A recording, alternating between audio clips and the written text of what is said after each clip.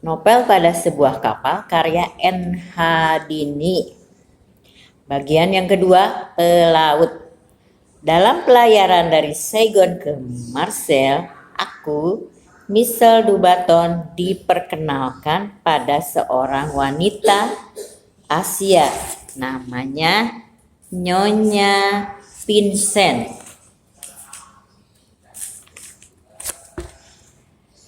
Rasanya aku pernah mengenal Tuan Vincent sejak perkenalan itu. Perhatianku sering tergoda pada Nyonya Vincent. Barangkali awak kapal lain juga begitu. Aku sering bertanya-tanya apakah aku sudah mendapatkan kebahagiaan.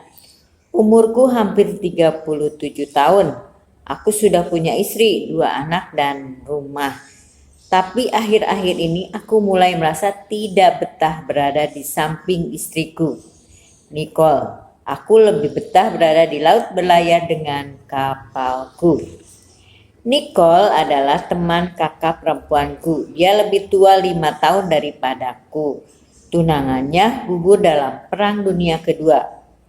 Pertemuanku dengannya bermula dari suatu kebetulan, kemudian berlanjut sampai aku menidurinya.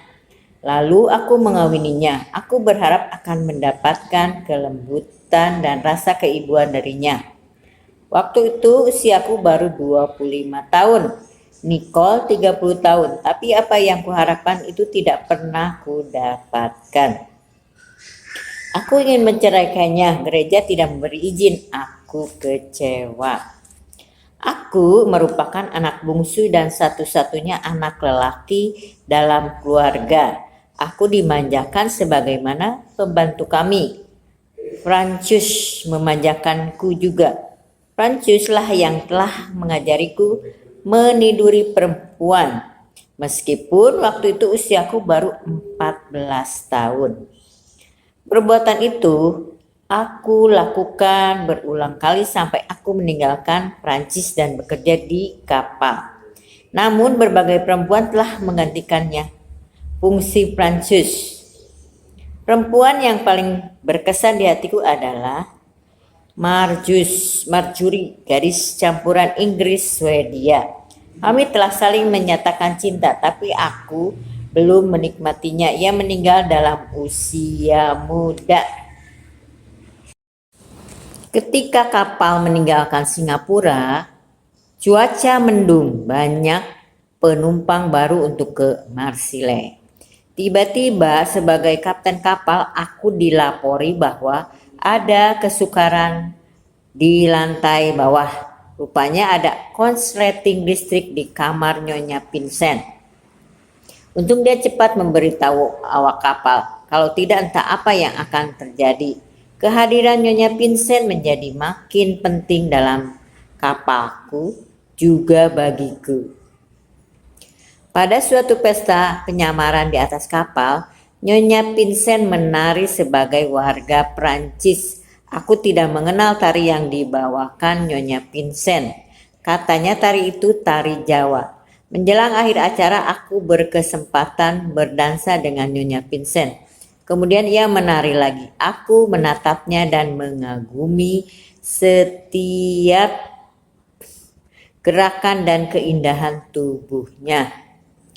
Kapal kami sampai di Kolombo. Aku masuk ruang salon setelah lelah berkeliling. Aku melihat Nyonya Vincent sendirian. Aku menegurnya dan bicara dengan asik. Pada kesempatan lain aku ajak Nyonya Vincent berkeliling kapal.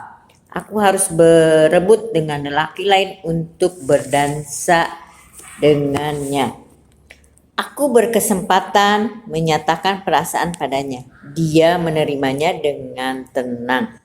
Pada kesempatan lain aku ajak dia ke kabinku. Di sini aku berkesempatan menikmati kelembutan tubuhnya.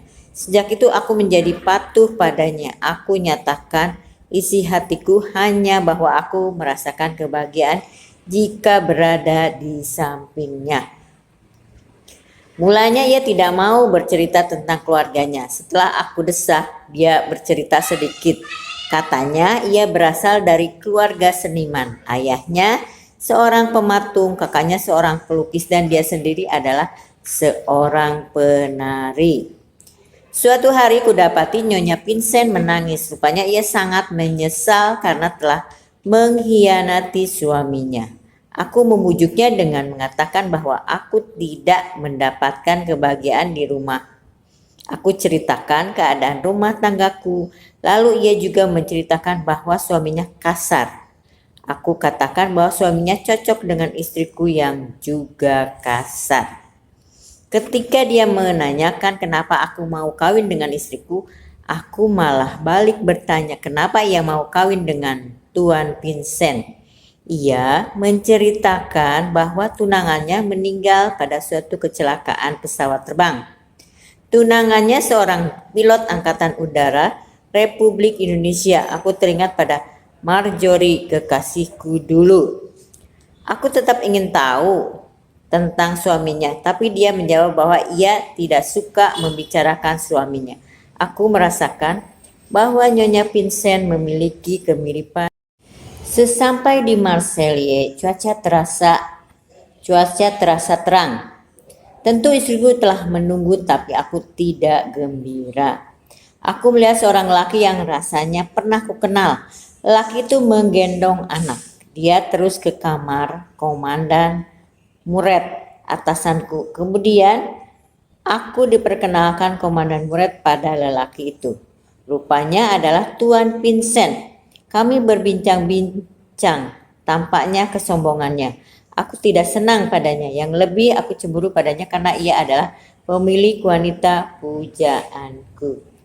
Ketika berlayar kembali dari Marseille ke Jepang, aku kembali merindukan Nyonya Vincent. Akhirnya dia memang datang. Aku menjamunya di kabin. Aku memanggilnya kekasih. Kutumpahkan segala rinduku padanya. Kukatakan bahwa aku bahagia berada di sampingnya. Dia katanya juga begitu. Aku ingin selalu bersamanya. Aku berusaha untuk mendapatkan pekerjaan di darat. Aku inginkan di Jepang, Kobe atau Yokohama. Di tengah kesibukanku, aku tetap berkirim surat dengan kekasihku itu. Aku yakin bahwa dia juga menderita seperti aku. Aku dapat berita bahwa Tuan Vincent akan pindah ke Paris. Suratnya juga kuterima yang mengatakan bahwa ia akan ke Paris setelah berlibur di negerinya.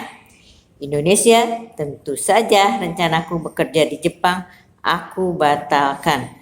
Aku mulai menyiapkan diri untuk menyambut kedatangan kekasihku. Aku telusuri kota Paris, mencari objek-objek wisata yang akan kami kunjungi nanti.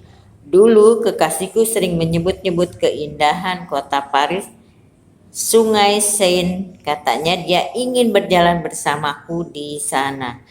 Kami akan berjalan di sana menikmati kebahagiaan tanpa memperhatikan orang lain.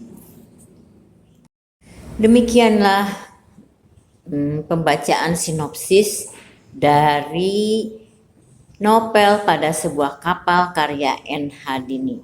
Mudah-mudahan dengan dibacakan sinopsis dari novel Pada Sebuah Kapal karya N. Hadini menambah wawasan kita untuk memahami sebuah novel. Wabil taufiq wal hidayah. Wassalamualaikum warahmatullahi wabarakatuh.